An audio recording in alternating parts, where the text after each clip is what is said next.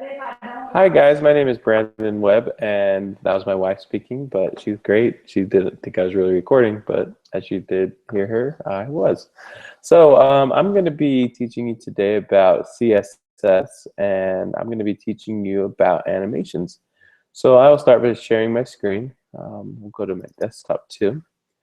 So as you can see here, I have this really cool little website I've been working on, just basically going over some of the basics that I'm going to be putting into my actual project that I want to work on. So as you can see here, this is just some of the basics.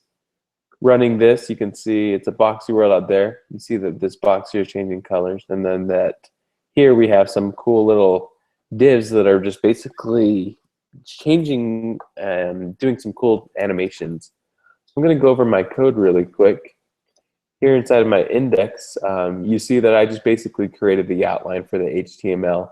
I've actually defined in this one, not typically done, but just for the current video, I put my all of my animation stuff inside of my CSS style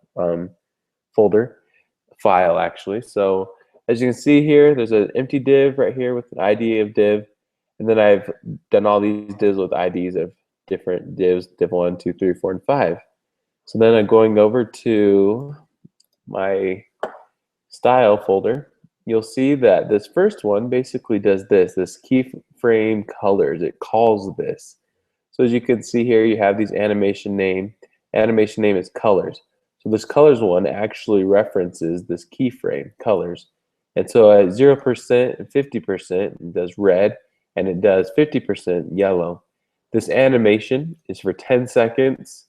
And so here's some of all the cool things you can do. You can do a delay, so it waits for 1 second when the page loads, or the amount of times you want the animation to run, or you can just make an infinite. So that's kind of how this little box thing works. It kind of just changes colors because I have it on infinite because those settings override the 3 seconds. From there, you can see I have these different divs. These are for the moving blocks. Now, the animation that it has is called move blocks. And so down here, the move blocks, you can see at 0%, or at the beginning, it's at 0 pixels.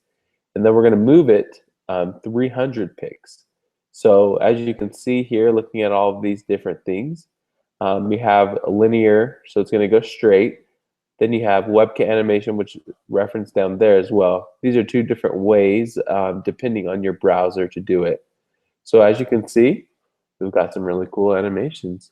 So I hope you guys have learned a few things from this. I'm hoping to continue to learn these coding topics. Thank you.